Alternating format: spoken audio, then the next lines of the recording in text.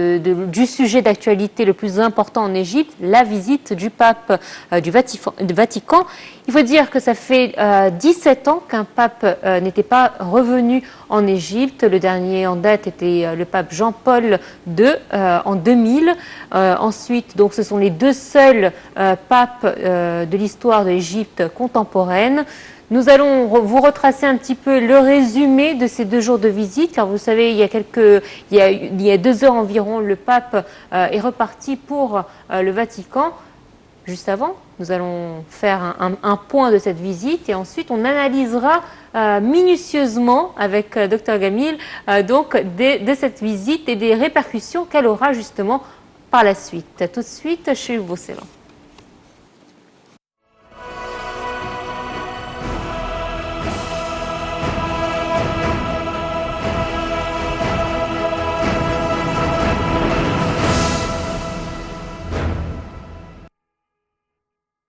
Samedi, le chef spirituel de près de 1,3 milliard de catholiques dans le monde a dirigé une messe dans le stade de la Défense aérienne, un stade de 30 000 places dans la banlieue du Caire, réunissant tous les rites catholiques du pays, notamment les églises coptes, arméniennes, maronites et melkites.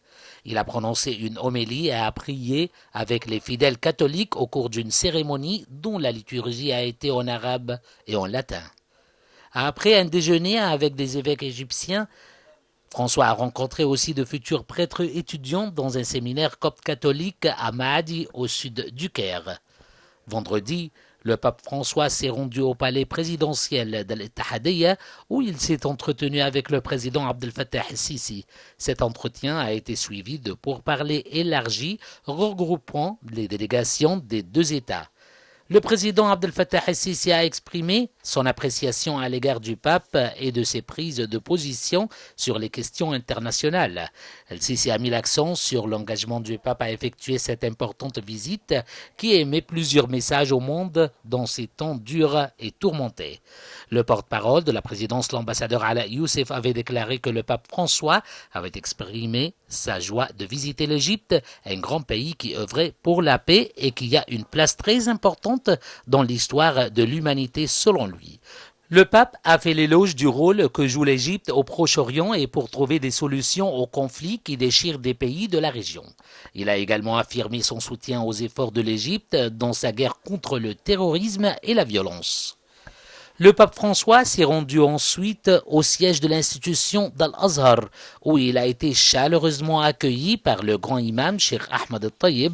Lors de sa première visite au siège d'Al-Azhar, le pape François de la délégation qui l'accompagne ont discuté avec la délégation d'Al-Azhar des moyens de renforcer le rôle des institutions religieuses, surtout Al-Azhar et le Vatican, dans la propagation des principes de la paix, la sécurité, la tolérance et la coexistence.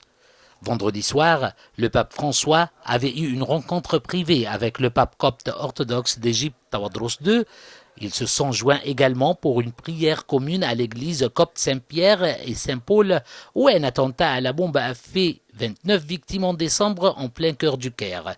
Les 2 papes ont aussi signé une déclaration commune réaffirmant leur lien de fraternité et d'amitié, exaltant leur héritage commun malgré la séparation entre l'Église catholique et l'Église orientale orthodoxe.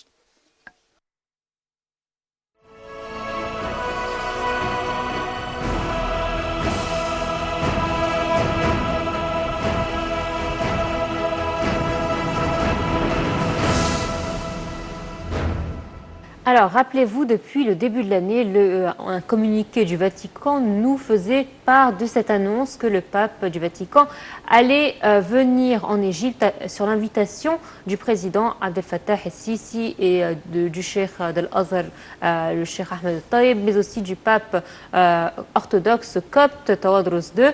Et donc, il a accepté l'invitation et il est venu. Ensuite, en avril, l'Égypte a été frappée par 2 attentats dans des églises différentes, à Alexandrie et à Tanta, qui ont fait plusieurs morts.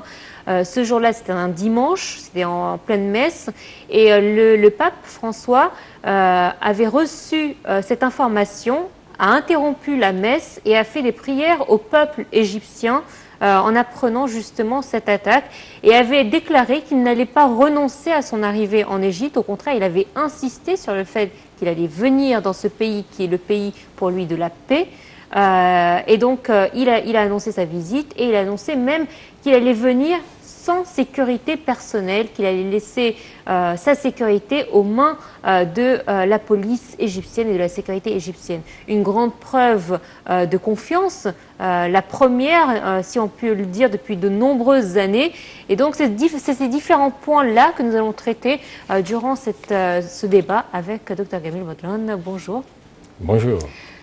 La visite du pape, très attendue par les Égyptiens, qu'ils soient musulmans, catholiques, orthodoxes, toutes les religions sont d'accord pour dire que c'est un pape qui est apprécié, un pape qui a montré son amour pour ce pays. Juste il y a quelques jours, il avait fait une vidéo où il avait adressé un message au peuple égyptien en disant « Tahia Misr ».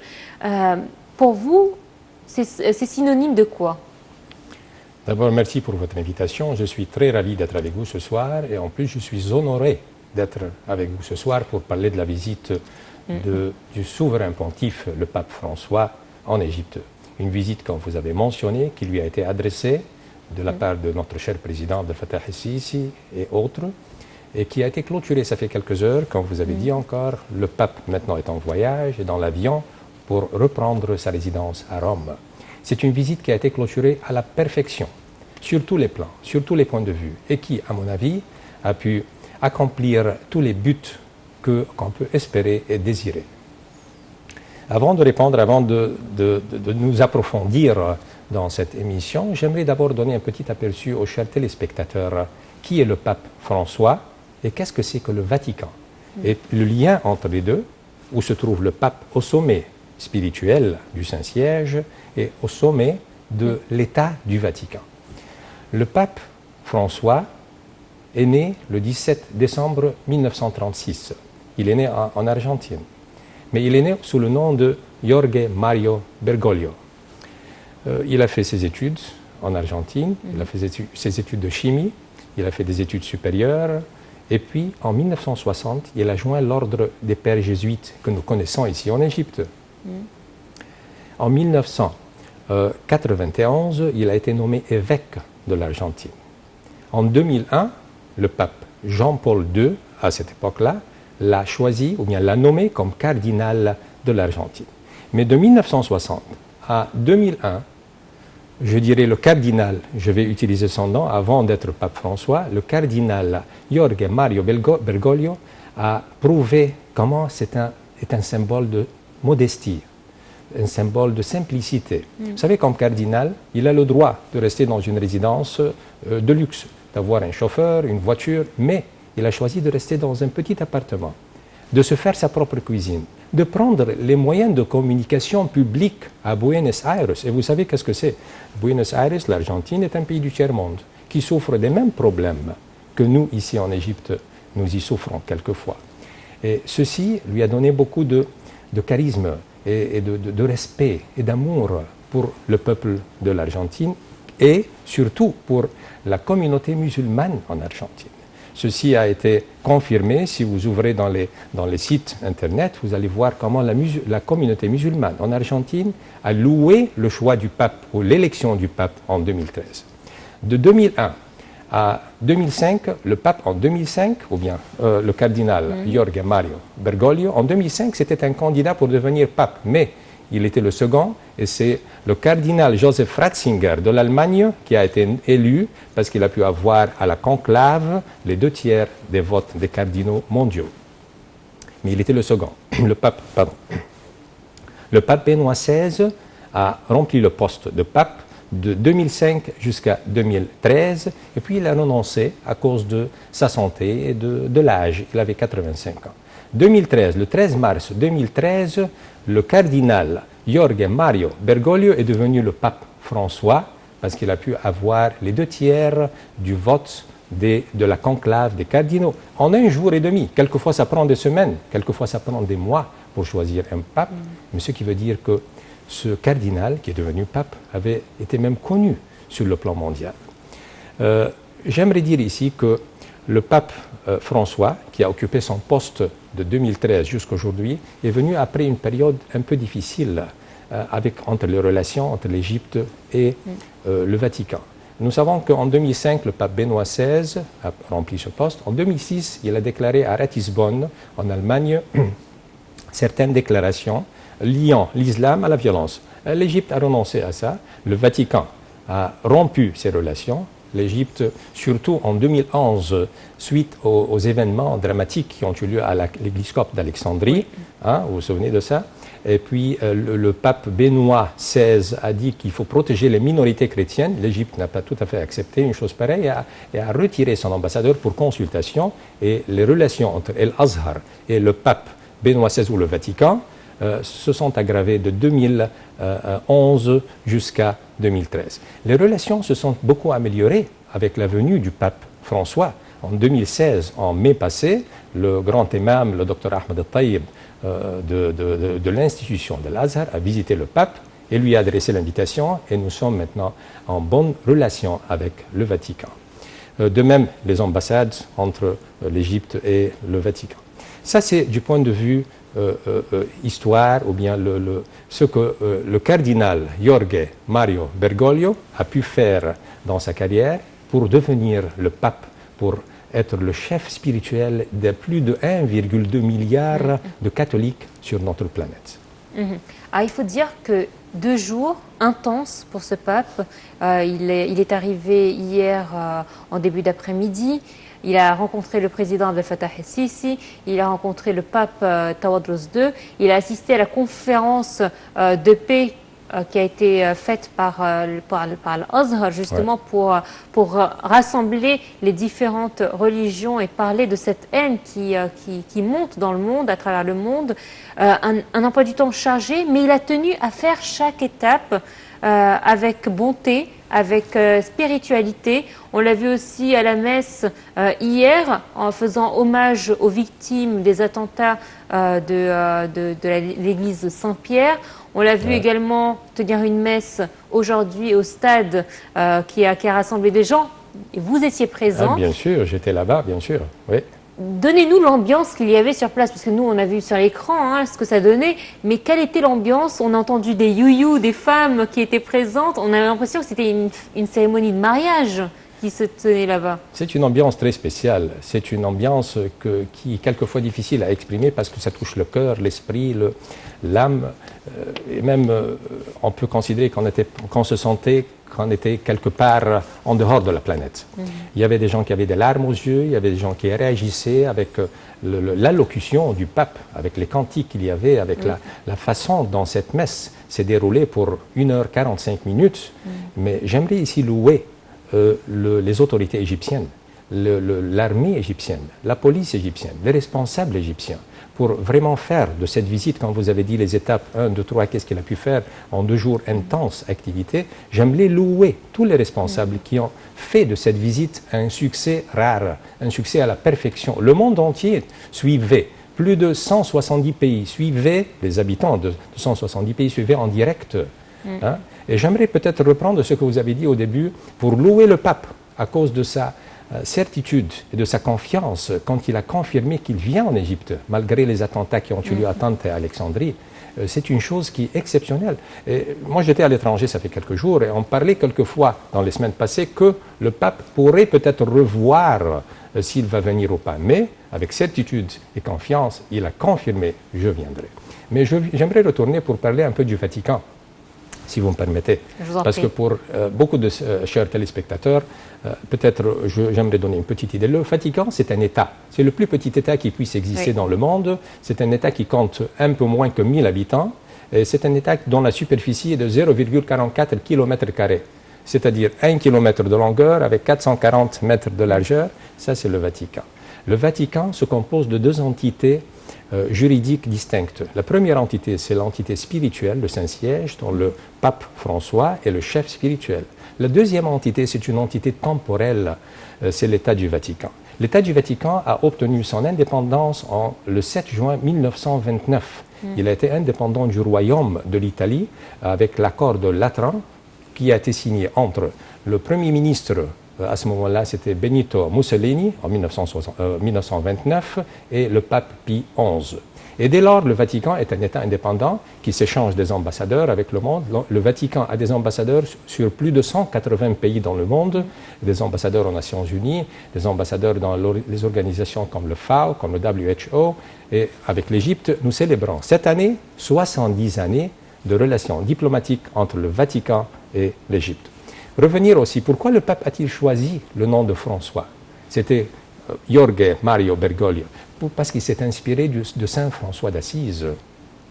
Saint François d'Assise a vécu en Italie, en Assise, à la fin du XIIe siècle jusqu'au début du XIIIe siècle. Il est venu ici en Égypte en 1219 pour rencontrer à Damiette le sultan El Kamel. Et si on compte de 1219 jusqu'à 2019, c'est-à-dire dans 2 années, il y aura 800 années que le Saint François d'Assise est venu en Égypte, que les franciscains, l'ordre des franciscains est connu ici en Égypte. Oui. Il y a des monastères, il y a des écoles franciscaines. Je ne sais pas si vous avez passé peut-être vos études là-bas ou pas, mais il y a des écoles de religieuses franciscaines, il y a des monastères franciscains, il y a des pères franciscains. Et on va célébrer, l'ordre des franciscains va célébrer les 800 années à la venue de Saint François d'Assise. En fait, indirectement, tout est relié à l'Égypte. En fait, il a un lien direct avec l'Égypte, mais sans que nous, on prenions compte, en fait. Mais c'était la première étape, c'était le noyau qui a fait que l'ordre franciscain puisse être introduit ici en Égypte et prospérer pour compléter une mission d'amour, une mission de fraternité, une mission de cohabitation. Le Saint François d'Assise était aussi connu par son soin pour les pauvres, son soin pour les isolés, son soin pour tous ceux qui, dans la Bible, sont décrits comme les bienheureux. Alors, le pape François, pape actuel, s'est inspiré de Saint François d'Assise. Et j'étais très heureux d'être aujourd'hui à la messe, comme vous venez de dire, une ambiance très spéciale, une ambiance qui touche le cœur, qui touche l'âme. Je vous ai dit, il y avait beaucoup de personnes qui avaient des larmes aux yeux. Bon, il y avait un peu de soleil, c'était en plein air, mais on était bien protégés parce que quand on célèbre un événement pareil, eh bien, toutes petites difficultés sont absorbées. Et de nouveau, je loue tous les responsables qui ont fait de cette visite un grand succès. En effet. Je veux justement insister sur le personnage du pape. On a vu qu'il était modeste, on a vu que c'était le représentant des pauvres, tel qu'il aime se nommer. Lors de ses prières, il prie pour tous les pays en guerre. Il a parlé de la Syrie, il a parlé de l'Irak, il a parlé de la Libye, il a parlé de plusieurs pays africains oubliés par les médias et oublié par la communauté internationale. Il est très proche de ces gens qui souffrent. Il a souvent dit « Je n'oublierai personne, je prierai pour les personnes oubliées, les personnes démunies ». C'est des personnes comme lui dont on a besoin aujourd'hui pour représenter ce monde religieux. Est-ce qu'on a besoin de s'inspirer de son caractère, de sa simplicité, de sa modestie ? Absolument. Son caractère, sa modestie, sa simplicité, son soin pour, quand vous avez dit, des pauvres, des isolés. Mais vous avez mentionné 2 choses. Vous avez mentionné certains pays, c'est-à-dire du point de vue... L'État du Vatican n'a pas de pouvoir politique, mais il peut s'exprimer, renoncer ou confirmer, bénir ou non accepter. C'est-à-dire, ça c'est l'État du Vatican, mais le côté spirituel, et ça c'est le lien. Le pape François, il est à la tête de l'État du Vatican, il a été reçu. Il a été aussi, comment dirais-je, le président El-Sisi était à l'aéroport aujourd'hui, parce que c'est un chef d'État à qui qu'il veut accompagner jusqu'à la porte de l'avion. Alors c'est un chef d'État, du point de vue politique, il peut produire un communiqué. Il peut parler de donner son opinion politique, mais d'autre part, son soin spirituel pour ceux qui en ont besoin. Mais j'aimerais ici donner quelques exemples. Comment l'État du Vatican peut jouer un rôle sur la marge politique. Par exemple, les relations entre le Cuba et les États-Unis ont été bien soignées et ont été bénies. Et le pape François, c'était l'intermédiaire pour améliorer ces relations et faire un échange diplomatique entre ces 2 pays. Le pape François reconnaît l'État palestinien et confirme que la paix au Moyen-Orient n'aura jamais lieu si les Palestiniens n'ont pas d'État. Il a décrit même M. Mahmoud Abbas, que nous avons reçu aujourd'hui au Caire, comme étant l'ange de la paix, et que les Palestiniens ont le droit de mener leur vie comme le droit des peuples d'Israël. Nous ne nions pas le droit de tout peuple. Tous les peuples de la région ont le droit d'avoir un État. Mais les Palestiniens qui ont beaucoup souffert, le pape François a aussi soutenu le cas palestinien, et les échanges diplomatiques entre le Vatican et la Palestine ont eu lieu en janvier 2017. Il y a des ambassades entre l'État de la Palestine et le Vatican. C'est-à-dire que le pape François qui s'occupe de ces deux branches comme État et comme chef spirituel. Et à l'inverse, il a dénoncé la décision de Trump de construire le mur entre le Mexique et les États-Unis. Absolument, il a tout le droit de faire Exactement. ça parce que vous savez, bon, nous pouvons il a pris comprendre... une prise de position qui est courageuse. Oui. C'est-à-dire, M. Trump, nous pouvons comprendre son excuse, mais aussi le pape a tout le droit d'exprimer, parce que le rôle du pape est un message, de lancer un message que les peuples de la planète doivent être des confrères. Et ça, c'est le message d'amour, ça, c'est le message de fraternité, de cohabitation, de coexistence. Nous sommes sur la terre pour une mission. Et cette mission doit être accomplie, et on s'inspire des déclarations du pape pour accomplir notre mission. Vous avez dit la terre, je veux insister sur la terre, car il a choisi l'Égypte, car elle est une terre particulière, une terre sainte, une terre de la paix, tel qu'il l'a dit, une terre qui a accueilli toutes les religions, en commençant les religions célestes, en commençant par le judaïsme, et ensuite a accueilli l'islam durant son émancipation. Donc c'est une terre qui est particulière, il l'a rappelé à plusieurs fois, on l'oublie parfois que c'est une terre sainte. Je suis tout à fait d'accord, on l'oublie, mais il faut qu'on se rappelle, il faut qu'on puisse regarder l'Égypte comme étant une des terres saintes. Si vous avez parlé de l'histoire, plus de 3-4 000 ans, les Juifs étaient ici en Égypte. Puis 2000 ans, le christianisme, et puis ça fait 6 ans après le christianisme, c'est l'islam. L'Égypte a été toujours le sein des religions monothéistes. Et une terre sainte parce que la famille sainte, Joseph, Marie et l'enfant Jésus, sont venus en Égypte comme refuge pour fuir le roi Hérode suite à la visite des mages quand Hérode a voulu tuer tous les nouveau-nés.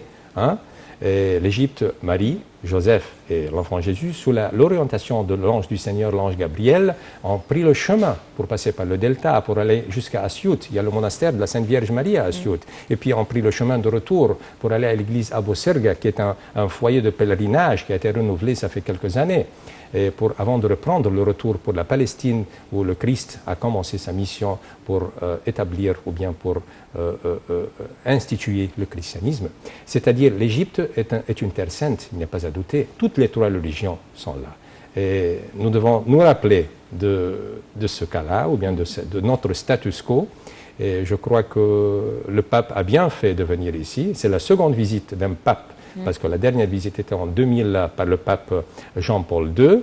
Et nous sommes heureux, honorés que le pape François a insisté de venir ici. Les chrétiens, les musulmans, tous les peuples, les responsables, les exécutifs, toute la pyramide du peuple égyptien étaient satisfaits, surtout que cette visite a été accomplie pour passer un message, un dialogue interreligieux. Le pape veut dire que les problèmes ne sont jamais résolus par le terrorisme, les problèmes ne sont jamais résolus par la guerre, ils sont résolus en étant à table ensemble, en s'exprimant. On peut être différent, ça existe dans la même famille, la divergence, entre frères, entre membres de la famille, mais ça ne veut pas dire que ces membres ne vivent pas ensemble. Des 2 religions, si on reste à table pour s'exprimer, pour exprimer nos divergences, mais pour respecter nos divergences, accepter et respecter la cohabitation, la coexistence, c'est le message du pape.